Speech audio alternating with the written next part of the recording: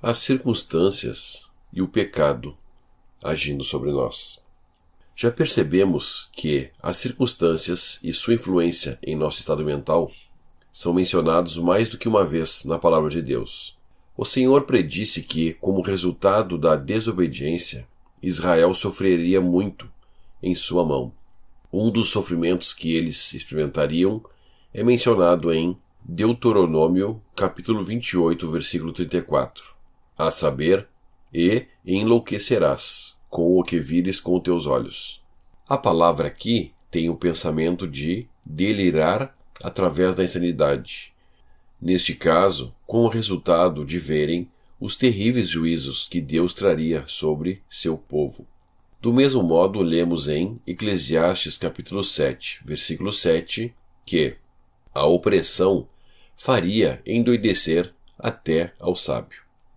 Muitos indivíduos conseguem levar a vida razoavelmente bem, se as coisas correrem de forma suave e pacífica. No entanto, quando problemas e dificuldades surgem, muitas vezes eles se veem inclinados à beira de padrões de pensamento e comportamentos anormais. Tais coisas como dor física crônica, falecimento, perda de emprego, crises familiares e outras circunstâncias estressantes podem todas afetar nosso estado mental.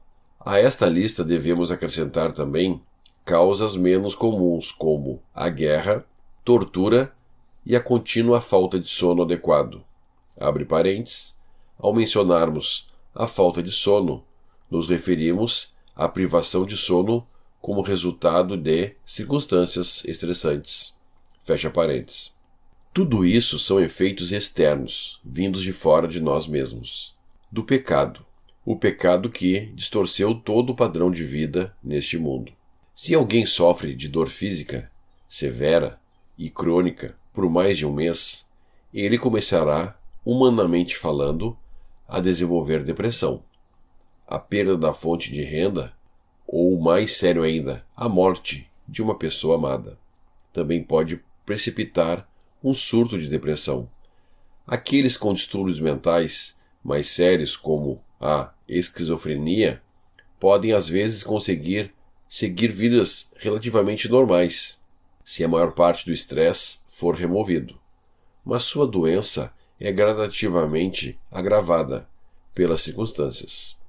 Indivíduos sujeitos aos horrores da guerra e/ou à tortura frequentemente sofre tais coisas como trauma pós-guerra e até mesmo mudanças de personalidade no longo prazo.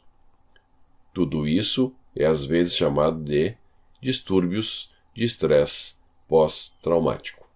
Quanto menos resiliente e quanto maior a fragilidade emocional, mais facilmente as circunstâncias adversas podem levar a pensamentos e comportamentos anormais óbvios. Tudo isso aumentou muito em nosso mundo moderno.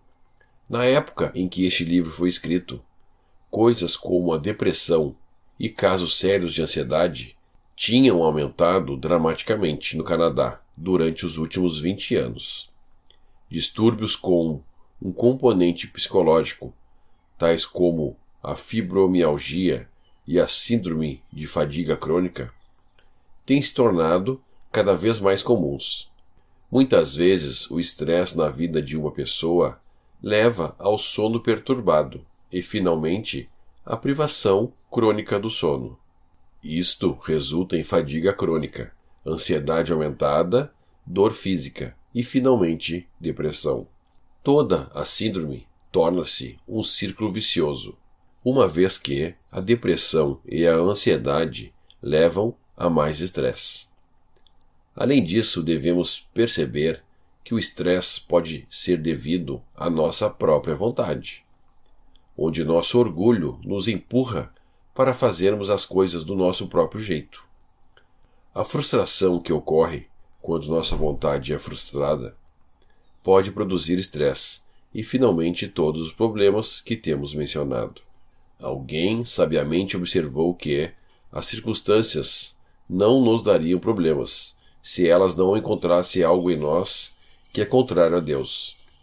Elas apenas sussurrariam levemente como a brisa. Aqui novamente estamos em uma área onde diferentes causas de doença mental se sobrepõem, tornando o assunto bastante complexo.